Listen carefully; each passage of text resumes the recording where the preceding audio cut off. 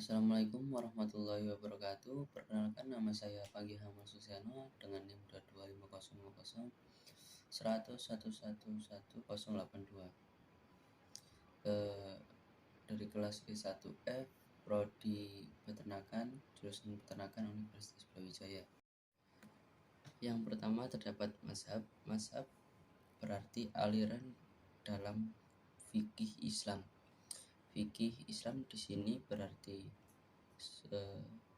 suatu permasalahan yang dimana harus diselesaikan berdasarkan fatwa dari Rasulullah dan Al-Quran.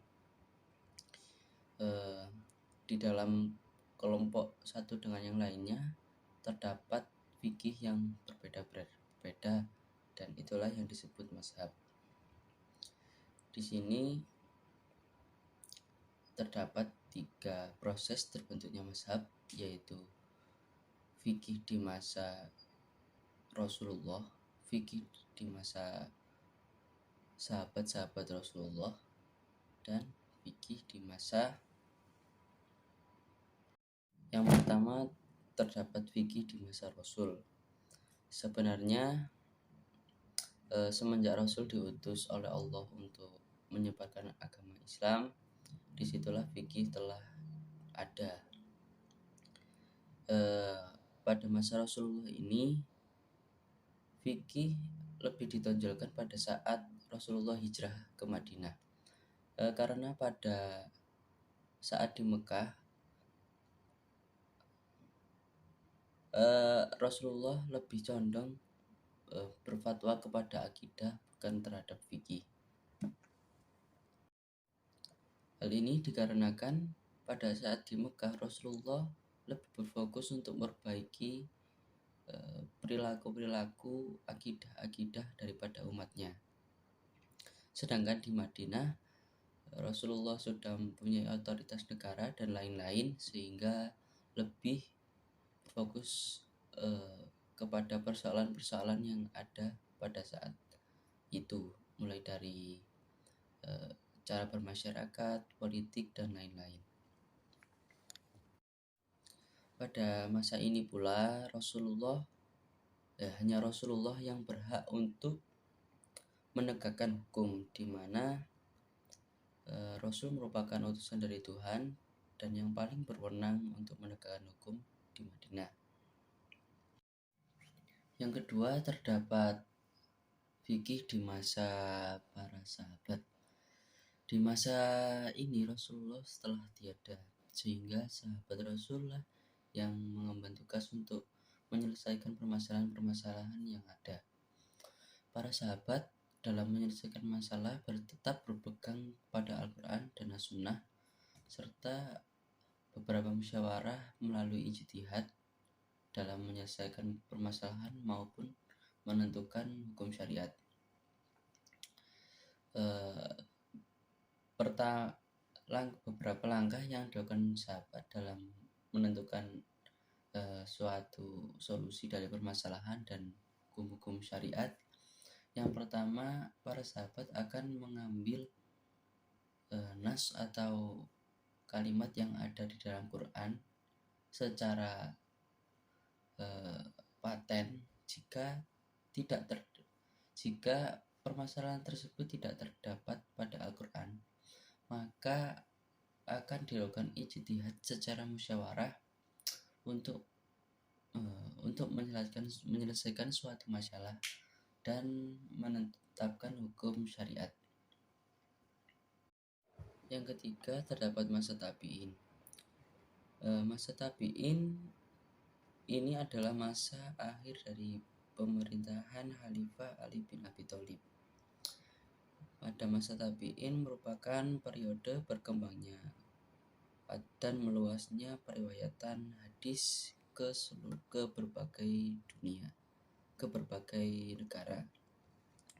Tabi'in berarti setiap muslim yang belum sempat untuk menemui Rasulullah, namun masih sempat melihat dan bertemu secara langsung dengan sahabat, baik sahabat tersebut meriwayatkan atau tidak. Pada masa tabi'in ini, perkembangan hukum fikih juga semakin kompleks, selaras dengan berkembangnya kekuasaan Islam, sehingga permasalahan yang dihadapi juga semakin rumit dan kompleks. Sehingga pada periode tabi'in ini ditetapkanlah hukum fikih, di mana hukum fikih tersebut terdiri dari hukum Allah dan Rasul-Nya, fatwa dan putusan para sahabat, fatwa imam mujtahid dan hasil ijtihad mereka, dan yang mana harus bersumber dari Al-Quran, hadis, dan ijtihad para sahabat. Yang selanjutnya terdapat fikih sebagai asal dari mazhab. Di sini terdapat dua peristiwa yang membuat fikih menjadi asal dari mazhab, yakni terdapat tragedi Utsman dan perbedaan antar ulama. Di dalam tragedi Utsman ini terdapat suatu kelompok yang bernama kelompok Khawarij yang menentang pemerintahan dari Khalifah Utsman serta jajaran-jajarannya. Di sini setiap keputusan yang dibuat oleh kekhalifahan Utsman bin Affan serta Ali bin Abi Thalib serta Muawiyah selalu ditolak dengan kelompok Khawarij tersebut. Kelompok Khawarij ini sangat tidak setuju dengan kepemimpinan Khalifah Utsman bin Affan serta keputusan-keputusan yang dibuat oleh kesepakatan tiga pihak, yaitu kekhalifahan Utsman bin Affan, Ali bin Abi Thalib serta Muawiyah.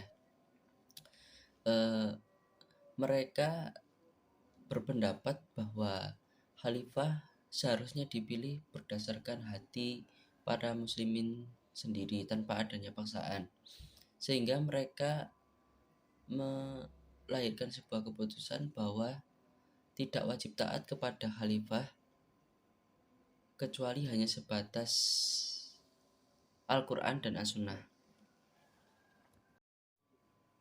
Di sisi lain kelompok Khawarij tersebut juga terdapat kelompok Syiah yang mana hanya menuruti fatwa-fatwa dari Ali bin Abi Thalib. Sehingga persatuan dan kesatuan tidak dapat dipertahankan hingga berakhirnya kekhalifahan Utsman bin Affan. Mereka bermusuhan antara satu dengan yang lain dan saling menfitnah. Yang kedua, terdapat perbedaan antar ulama, di mana saya akan memberi dua contoh antara ulama Abu Aminah Bilal Philips dan Abdul Wahab Khalaf. Menurut Abu Aminah Bilal Philips, alasan utama adanya perbedaan ketetapan hukum di kalangan ulama terdapat 4 faktor, yaitu interpretasi makna kata dan susunan. Lalu yang kedua terdapat riwayat hadis, keberadaannya, kesahihannya, syarat-syarat penerimaan, dan interpretasi atas teks hadis yang berbeda. Yang ketiga terdapat diakuinya penggunaan prinsip tertentu seperti ijma, tradisi, itihsan, dan pendapat sahabat serta metode-metode qiyas. Sedangkan menurut Abdul Wahab Khalaf, perbedaan pendapat di sini disebabkan oleh 3 faktor, yaitu perbedaan mengenai penetapan sebagai sumber-sumber hukum atau cara berpegang kepada sunnah, standar periwayatan, fatwa-fatwa sahabat, dan qiyas. Yang kedua, terdapat perbedaan mengenai pertentangan penetapan hukum dari tasyri' atau penggunaan hadis dan ra'yu. Yang ketiga, terdapat perbedaan mengenai prinsip-prinsip bahasa dalam memahami nas-nas syariat. Pada intinya, setiap ulama memiliki pendapat masing-masing alasan karena perbedaan hukum yang terdapat dalam Islam. Yang terakhir, terdapat ragam-ragam mazhab. Ragam-ragam mazhab ini lahir pada tahun yang berbeda, namun dalam prinsipnya tetap berpegang teguh pada Al-Quran dan As-Sunnah. Di sini terdapat perbedaan-perbedaan dari setiap mazhab, seperti aturan-aturan hukum dan lain-lain. Terdapat 4 jenis mazhab, yaitu yang umum, yaitu mazhab Hanafi, mazhab Maliki, mazhab Syafi'i, serta Hambali.